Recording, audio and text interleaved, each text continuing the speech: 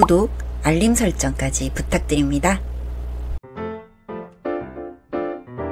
오늘도 우리 사는 이야기 찾아주셔서 감사합니다. 사연자분이 보내주신 이야기 시작해볼게요.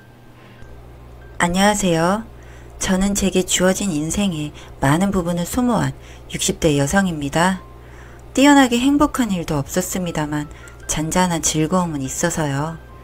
이게 팔자가 좋은 것이겠거니 하고 지금까지 살아왔죠. 저는 슬하에 딸 자식 하나를 두었고요. 이 아이는 다행히도 일찍 짝을 만나게 되어 스스로의 가정을 꾸린 상태입니다. 그래서 남편과 저 그리고 시어머니와 함께 한 집에서 살고 있죠. 저는 남들이 말하는 효부에 가까운 여자였습니다. 사실 제가 그렇게 착하고 효성이 깊은 그런 여자는 아닌데 남들이 그렇게 하기에 원래 저도 그렇게 해야 하는구나 하고 그렇게 살아왔죠. 저희 어머님, 그러니까 시어머니는 오랜 지병을 앓고 계십니다. 피가 섞이지 않았는데도 시아버지와 같은 병을 앓으셨고 기나긴 병간호 끝에 시아버지는 좋은 곳으로 가셔서 다들 호상이라고 저를 다독였던 기억이 납니다.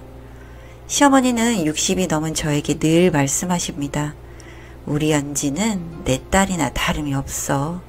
너는 나한테 내 딸이다. 하염없이 애정만 쏟아주시는 어른은 아닙니다만 시어머니와 며느리의 관계라는 것이 다 그렇지 않겠습니까?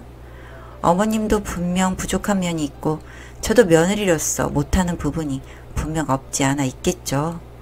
하지만 곰 같은 며느리라도 어머님의 등은 긁어드릴 수 있는 것이니까요.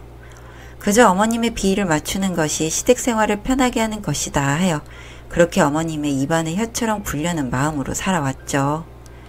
별일이 없으면 이렇게 살아가다 저희 어머님을 먼저 보내드리고 요생을 남편이랑 등산도 다니고 마당에서 고기도 구워 먹고 집안에 들어온 바퀴벌레도 잡고 개도 기르면서 그렇게 보내지 않을까 했습니다.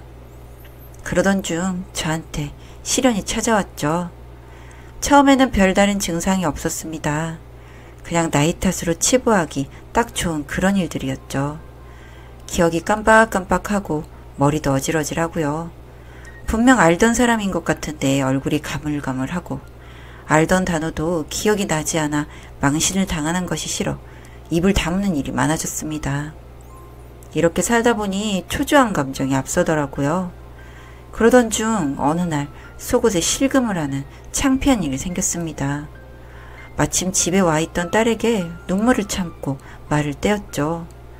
미경아, 엄마가 조금 이상하다. 병원에 같이 가줘야겠다. 엄마? 요새 깜빡깜빡하고 아무래도 이상해. 엄마 나이엔 다 그래. 실금도 너무 그러지 마. 민경이네 엄마도 그러셨다더라. 아니야, 정말 이상해. 병원을 가봐야겠어. 그렇게 딸의 손을 붙잡고 종합병원으로 갔습니다. 신경과에 예약을 하고 차례를 기다려 검사를 받았습니다. 어떻게 흘러가는지도 모르게 그날을 보내고 검사 결과를 들으러 간 날 하얀 가운을 입은 젊은 의사선생님이 그러더군요. 말로만 듣던 알츠하이머 치매가 저한테 온 것입니다. 알츠하이머성 치매입니다. 퇴행성 질환이니 준비를 하셔야 할 것 같습니다. 여상하게 말하는 젊은 의사선생님의 표정이 싫었습니다. 그렇게 흔하다는 치매라지만 제가 앓게 될 줄은 몰랐었죠. 마냥 저든 신혼초에 그 새댁인 것만 같은데 저의 몸은 이미 노년기를 맞았고 시어머니에게 시달며 받아왔던 스트레스부터 젊은 시절에 감수했던 마음고생, 몸고생이 절 이렇게 만들었다 싶었습니다. 이런 질병은 하늘에 죄를 지은 사람이나 앓는 것이라 생각하였는데 맑은 하늘에 날벼락을 맞은 기분이었습니다. 이야기를 들은 근처로 남편에게 고백을 했습니다. 60평생 옆에 있었던 사람이니 제일 먼저 알아야겠다는 생각을 했죠. 평생 남편 앞에서 눈물을 흘린 적이 많지는 않았는데요. 말을 하려니 어쩜 그렇게 눈물이 쏟아지는죠. 딸을 키울 때 청기저귀를 두들겨 빨고 잘 말려 접으면서 꼬박꼬박 졸다가 옆으로 그대로 넘어간 적이 있었거든요. 남편이 돌아와 제 쓰러진 몸을 흔들며 제 이름을 높이 부르고 통곡을 했었는데 같이 일어나 껴안고 울었던 그때처럼 눈물을 흘렸던 것 같아요. 그런데 문제는 여기에서 생겼던 것이죠. 함께 살고 있던 시어머니가 60대가 넘은 저희 부부가 눈물을 흘리고 있었던 그때 뒤에서 이야기를 듣고 계셨던 모양이에요. 그런데 기가 막히게도 저를 딸이라고 표현하던 노친네의 태도가 싹 바뀌더라고요. 어디 사람 구시도 못하는 신처럼 절 대하고 몸종처럼 부려먹기 시작하셨어요. 치매라는 단어에 꽂혀 아직은 멀쩡한 시간이 많은 저를 노예처럼 부릴 생각을 하신 걸까요? 게다가 정말 기가 막힌 것은요. 이미 60 넘도록 저랑 함께한 제 남편이자 본인의 아들을요. 저랑 이혼시킬 계획을 짜고 계시더라고요. 그놈의 집구석이 장수 집안이라서요. 어머님이 이미 8순을 넘으셨는데도 큰언니가 아직 생존해 계세요. 그래서 전화로 연락을 종종 주고받으시는데 두 분 다 귀가 어두우셔서 외치듯 통화를 하시거든요. 그 소리가 제 방까지 다 들리는데도 그렇게 제 험담을 하시더라고요. 아직 60밖에 안 된 년이 벌써 정신을 놓겠다고 하니 아들이 어찌 살겠어. 응, 요새 60이면 청춘이라고 하잖아. 남은 인생 마누라 똥이나 치우면서 살게 할 순 없지. 응, 그렇지 않아도 원룸이나 한 칸 해주라고 하고 이혼을 시키려고 했니. 아니, 8순이 넘었으면 사람이 마음을 좀 곱게 써야 하는 거 아닌가요? 평생 살면서 이혼 소리 한 번 안 나오고 금술 좋게 살아온 부부인지라 이런 대우에 기가 막히고 코가 막혔는데요. 이걸 고스란히 남편한테 일러 바쳤더니 평생 저를 실망시킬 적 없는 남편은 늙음하기야 저한테 큰 실망을 안겨주더라고요. 이쯤 살았으면 팔은 안으로 굽는다 해서 안으로 굽는 대상이 마누라인 저일만 한데 지 엄마인 시어머니의 역성을 드는 것입니다. 당신이 오해를 했겠지. 어머니는 그럴 뿐이 아니야. 아니야. 내가 가끔 정신없이 굴면 휴대폰 들고 그걸 녹화하고 계신다니까. 오해겠지. 아니야, 정말이야. 저번에는 당신이 내 똥 치운 꼴은 못 보시겠다면서 이혼을... 시끄러워. 어머니가 어디 그럴 뿐이셔. 평생 소리를 안 친 사람은 아니었지만 어쩜 이렇게 내 이야기를 듣지 않아 싶어 야속했죠. 그런데 더한 고통이었던 게 뭔지 아시나요? 60 넘게 시어머니를 모시고 산 효부가 아닙니까? 시모 휴대폰 비밀번호부터 통장, 도장까지 다 제가 가지고 있는데요. 세상 모르고 잠을 주무실 때 은근슬쩍 폰을 열어보니 자기의 귀한 아드님이랑 몸종인 제가 저렇게 싸우고 TV 리모컨을 집어던지고 있는데 그걸 고스란히 녹화를 해놓으셨더라고요. 영상으로 그대로 남아있는 걸 다시 보니 정말 내가 인생을 헛살았구나 싶었죠. 그리고 제 알츠하이머 치매 증상이 심해진 것도 알게 되었고요. 이건 어떻게 알았냐고요? 그 잘난 제 시어머니 휴대폰에 녹음이니 녹화니 정말 잘도 해놓으셨더라고요. 말짱한 냉장고를 열어 김치를 통째로 먹고 찬장을 열어 익히지도 않은 통조림맵을 손가락으로 뚝뚝 잘라먹는 모습 그대로요. 그런 거 말리지도 않고 증거로 잘도 남겨놓으셨더군요. 그런데 저도 이제 60이 넘고 인생을 산 사람이 아닙니까? 그래서 남편이 해주지 못한다면 제가 나름의 방어를 해야겠다는 생각을 했죠. 천천히 재산을 제 앞으로 돌리기 시작했죠. 문서가 있는 것이야 건드리질 못했고요. 현금 갖고 있었던 것을 조금씩 돌려넣기 시작했어요. 꽃 정실줄 놓은 년이 이 꽃에 물을 왜 주는 거야? 이 와중에도 눈치 없이 시어머니의 구박은 이어졌죠. 아직 정신을 놓지 않았는데도 화초에 물 조금 주는 제 모습이 그렇게 얄미운 모양이더라고요. 사실 그 와중에도 가끔씩 정신을 놓는 일이 잦아지고 있었습니다. 물귀신은 싫었지만 내가 시어머니 발목은 잡아야겠다 싶어 마음이 급해지더군요. 그러던 와중 시모가 선수를 치더군요. 얘따 찍으라. 어머니. 시어머니가 불쑥 내민 것은 이혼 서류더군요. 어디서 구했는지 당신 아들 도장까지 꽝 찍혀 있었습니다. 저는 기가 차고 코가 차서 이야기를 했죠. 아니, 아이 아빠가 여기에 도장을 찍어줬단 말이에요? 그럼 이 어미가 찍으라고 하니 두 말하지 않고 찍더라. 어디 미친년이랑 멀쩡한 남자랑 같이 산단 말이노? 평생을 같이 살았는데 무슨 말씀이세요? 어머니, 아버지, 병관까지 이 며느리가 다 했는데요. 나는 말짱한 며느리 두었지 니같이 미친년 며느리는 둔 적이 없다. 정말 어이가 없어 눈물도 나지 않았습니다.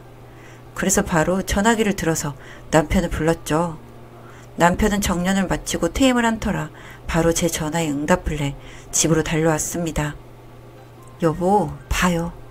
여보 어머니가 날더러 미친년이라 욕하고 이혼을 하래요. 아니 어머니 이 무슨? 남편은 평생을 선하다고 생각하고 살아온 자기 엄마가 이런 행동을 한 것이 믿어지지 않는 모양이더라고요. 그런데 눈치 없이 시모는 남편의 눈앞에 제가 실수한 영상들을 들이밀었습니다. 남편이랑 제가 싸운 동영상부터 시작해서 제가 실금한 영상, 햄을 손으로 퍼먹는 영상 등 남편한테는 숨겨왔던 그런 모습들이요. 하나하나 보면서 남편의 얼굴이 창백해지고 말이 없어지는 것이 느껴지더라고요. 그런데 답이 없는 남편이 제 모습에 다른 의미로 충격을 받았다고 생각했는지 시모의 표정이 기세등등해지며 패악을 부렸습니다. 내가 대신 도장을 찍어 이혼을 하라 했는데 이 불효 막심한 년이 널 끝까지 물귀신처럼 물고 느려지려고 한다. 그게 결정타였죠. 윽 하는 소리와 함께 갑자기 남편이 뒤로 쿵 쓰러지더라고요. 정말 드라마의 한 장면인 줄 알았습니다. 그 순간 남편의 모습이 슬로우 모션처럼 눈을 스치더라고요. 119 불러요. 싸움이고 뭐고 있고 구급차를 불러 응급실로 들어갔습니다. 그런데 남편의 상태가 좋지 않더라고 하더라고요. 넘어지면서 뇌에 출혈이 생겨 의식을 찾지 못했어요. 응급실에서 중환자실로 올라가도 남편은 눈을 뜨지 못하더라고요. 그렇게 이틀이 지나서 기적적으로 눈을 떴는데 정말 눈만 떴을 뿐이었죠. 껌뻑껌뻑이는 눈 이외에 다른 부분은 전혀 움직이지를 못하더라고요. 의사 선생님의 말은 이랬습니다. 이제 몸을 온전히 사용하실 거라는 보장을 하진 못하겠습니다. 마음을 굳게 먹으셔야 할 것 같습니다. 남편은 눈물조차 흘리지 못해서 축축한 수건으로 눈주변을 닦아줘야만 했죠. 저도 충격을 받아서 망연하게 대기실에 앉아 있었는데 추레한 몰골에 시모가 다가와 저한테 말을 걸더라고요. 이렇게 된 거 어떻게 하겠니? 네 남편이니 네가 공경하는 마음 갖고 모셔야지. 정말 어이가 없었죠. 남편이 저를 모셔야 할 처지가 되니 그렇게 이혼을 밀어붙였던 사람이 이렇게 하루아침에 얼굴을 바꿀 수가 있나요? 정말 남편에게는 미안하지만 참을 수가 없었어요. 그래서 바로 내질렀죠. 다 됐고요. 어머니 나오세요. 저 이혼 서류 접수하러 갈 겁니다. 병 있는 것이 사지를 못 쓴 사람을 어떻게 돌보면서 삽니까? 귀한 아들 똥부터 오줌까지 다 받아주시면서 어머니가 그렇게 사세요. 어머니가 새파랗게 질려 푸들푸들 떨었지만 저도 봐주지 않았죠. 더 약하게 느껴지는 시모의 손목을 붙들고 법원에 가서 그렇게 접수까지 완료를 했습니다. 그래서 진행 중인데 남편의 송아지 같은 눈망울을 보면 마음이 약해지고 그렇습니다. 병원에서 구하는 시어머니가 하겠다곤 했는데 그 귀한 아들이 덜 보고 싶은지 자리를 너무 자주 비워서 남편과 시모 몰래 빼돌린 제 돈으로 간병인을 샀습니다. 여보, 그 잘난 당신 엄마는 당신이 보고 싶지도 않은가 봐. 이렇게 병실에 오지도 않네. 속삭이면 눈가로 눈물을 흘리기도 합니다. 저는 간병인한테 입을 다물라고 하고 남편이 보고 싶어 몰래 병실을 찾고 있고요.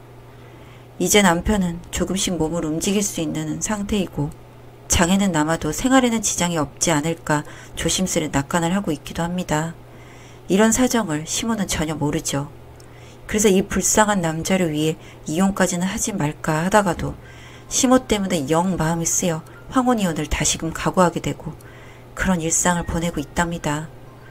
어쨌든 시모와는 쫑이고 하나 낙이 있다면 시모가 몸을 누인 집 한 칸까지 전부 제 것이라는 게 되겠네요. 현금 한 푼 없이 얼마나 버틸 수 있을지 좀 보려고 합니다. 시모가 평생 갑이 아닌 걸 알 때가 된 것이겠죠. 사연은 여기까지였고요. 우리 사는 이야기 시청해주셔서 감사합니다.